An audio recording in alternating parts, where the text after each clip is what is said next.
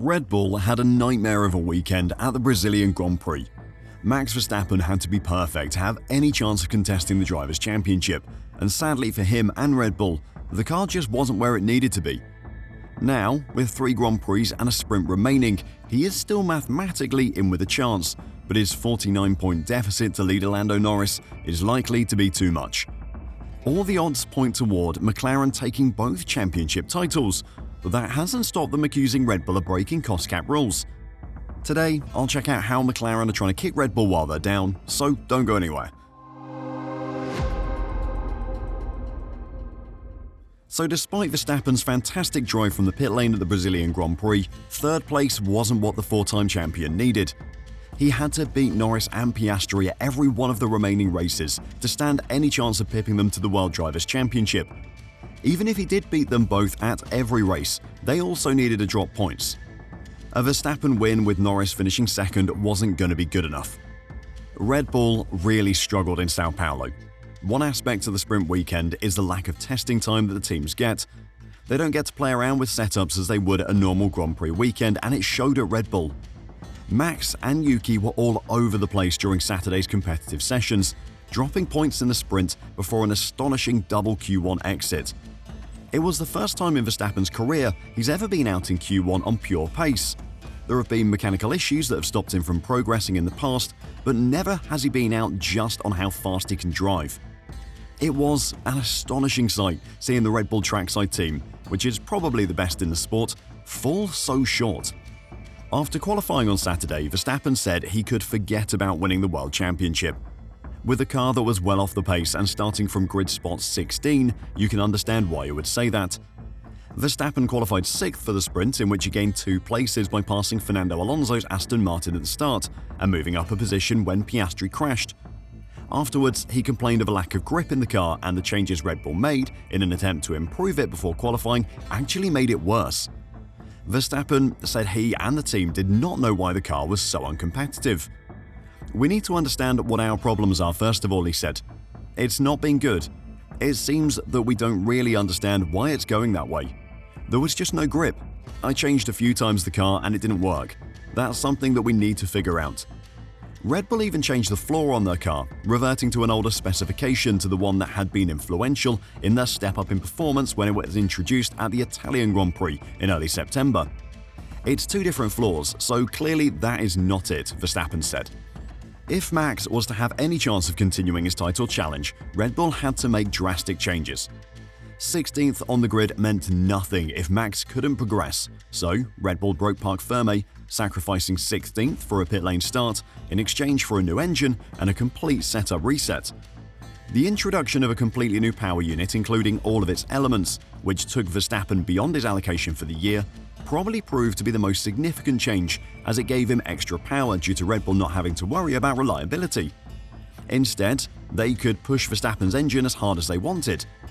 That would normally have triggered a grid penalty, but that's not a factor in a case where breaking parc fermé has already led to a pit lane start. However, that engine change has raised questions at McLaren. The Constructors' Champions are seeking answers from the FIA about whether Max Verstappen's fresh engine swap at the Brazilian Grand Prix will come out of Red Bull's Formula 1 cost cap allocation. The important point here is why Red Bull chose to take the new engine. The FIA have guidelines for whether new engines are included in the cost cap or not. It is an area that is not specifically covered in the published regulations, but falls under the remit of understandings that have been reached between competitors and the governing body. Some teams, including McLaren, believe that if an extra power unit is used because of genuine reliability concerns, then that should not have cost cap consequences. However, if a team voluntarily opts for an engine swap for pure performance reasons, then that should fall under the cost cap. The thinking behind this is that having a cost implication deters teams from repeatedly throwing fresh power units onto a car for performance reasons. However, the dispensation of reliability-based changes to fall outside the cap means teams facing an emergency power unit change in the final events don't suddenly trip over the cost cap limit if they suffer a late, unexpected failure. That's right, everybody, we are back to mystery rules and grey areas as F1's cost cap, the least transparent set of rules in global sports, could play a part yet again. Speaking at the Brazilian Grand Prix, McLaren team boss Andrea Stella said he was interested to know from the FIA what the situation was with Red Bull and whether it was in line with his own team's interpretation of the rules.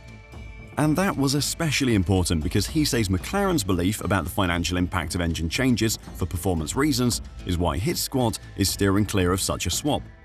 To be honest, these kind of power unit changes, they challenge the regulations, explained Stella. I'll be interested in understanding if the cost of this engine now goes in the cost cap or not. If the engine was changed for performance reasons, it should go in the cost cap. So let's see if this is the case. Not that I'll be able to see, as it's all on the Red Bull side. But this is also one reason why we wouldn't do it, because it would end up in the cost cap.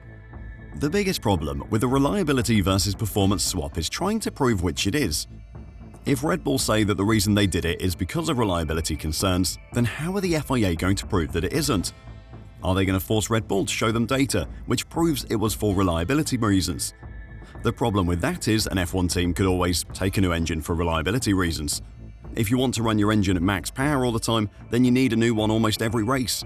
That's what the teams did before a cap on engine components was introduced. Obviously, the new engine gave Verstappen a performance advantage, so does that mean that even if the team claims it was for reliability reasons, it gets included in the cost cap? The questions are literally endless, but that's just the way things are with the cost cap. But how much of a difference did that new engine actually make? Well, before I talk about that, if you're enjoying the video and want to catch more news and analysis on Formula 1, then make sure to press the like button and subscribe to F1 Reverse. Thanks a lot. So, there was definitely performance to be gained with the new engine, and Red Bull boss Laurent Mekies has been very honest about that. It's always good to fit a new engine, he said. It's fair to say that in the last part of the season, we were on schedule to finish the year without needing the change. We just felt that we would take the opportunity, mainly because we wanted to change the car again. It's difficult to give you a number, but the gaps are small enough for everything to be important. So the new engine did offer Red Bull more performance, and they apparently could have made it to the end of the season with the old engine. However, the impact of the new engines might not be as large as longtime fans of the sport think. McLaren boss Andrea Stella said that fresh engines nowadays do not deliver as big an advantage as they did in the early years of the turbo hybrid rules, because manufacturers have got better at managing performance to keep it at a high level. I don't know how this works for Honda, but in general these engines, they don't exhibit much degradation with mileage, he said. So that's why, in general, you wouldn't change an engine and accept a penalty or a loss of positions, because normally the performance you get back doesn't really compensate for the positional losses. But like I say, I'm not sure how the power degradation works for Honda. That's an interesting statement from Stella, and like I said, it probably goes against what most longtime fans think. For so long, taking new engines late in the season for a final push in the championships has been a hallmark of the F1 season. Yet now, with the understanding of these engines growing as the regulations have gone on, that doesn't seem to be the case anymore. But do you think McLaren has a point about Red Bull taking new engine for performance reasons? Or at the end of the day, is it all just a lot of fuss for nothing?